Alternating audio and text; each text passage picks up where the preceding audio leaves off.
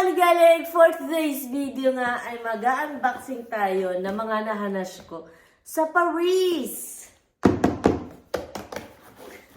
So I have here the famous perfume there, the Fragonard.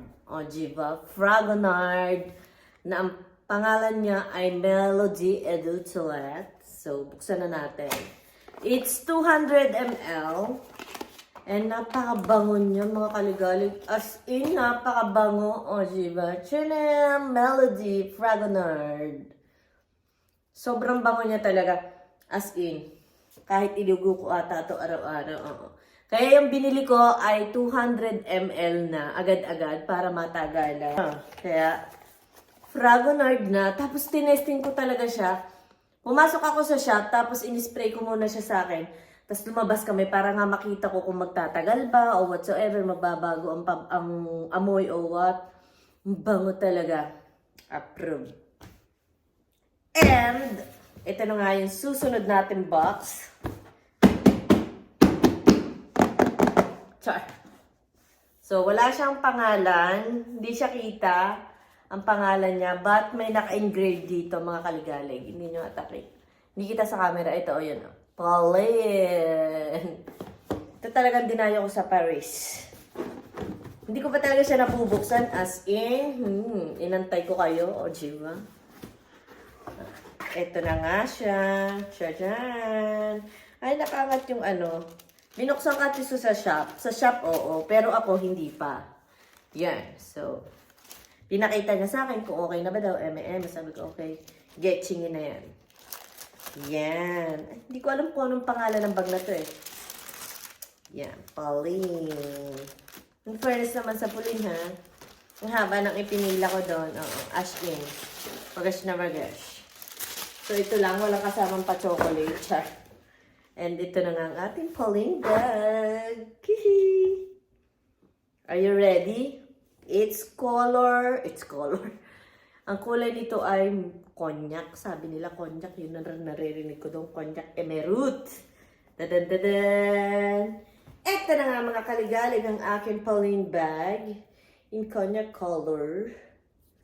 O, diba? Hindi ko pa sa common na nakikita lagi sa mga tao na ito yung mga puling bag na gamit, ganun. Pero may isa akong artistang nakita nito, si Bella Padilla. Nagamit niya nung kasal ni Angge. Close kami. Ni Angelica sa US. Ito yung nakita kong bag na suot niya. Sabi ko, I like that. Hanapin ko yan kung saan. And pulin pala siya. Ito siya sa ilalim. Sa gilid. Palagilid-gilid. Unique yung ano niya. Tapos ito yung may zipper. Tapos itong sling, mga kaligalig, napapahaba siya ng kasing haba ng buhay nyo. Char.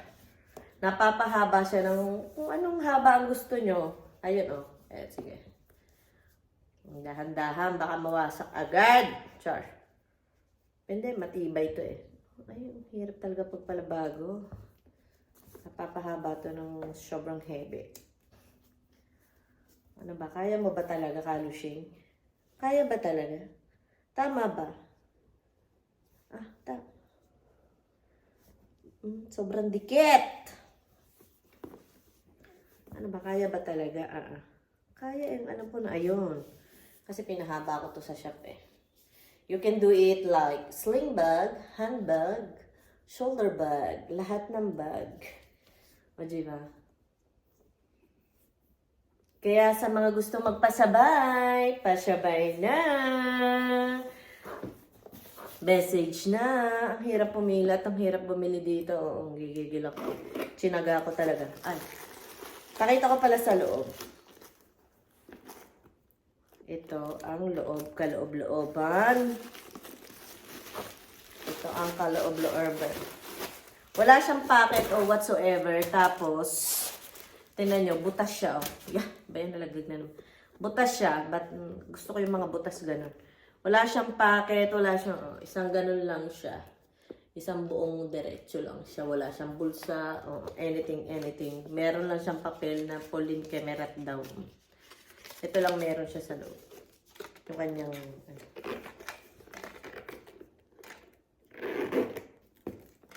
Ito ng paborito kong bago. Bagong paborito na yung ano nito. O, di ba? Ganda. Yung pagkakatahi niya, yung yung pagkakatagpo nila sa isa't isa. Look at that details. Yung pinagtagpo kayo, pero hindi kayo tinadana. Oh, look at that. Yung pagkaka-binding. Binding. Yung style, details ng bag. Ang ganda. Tapos yung mga stitch niya. Ang linis. Ang clear. Ang linis. O, di ba?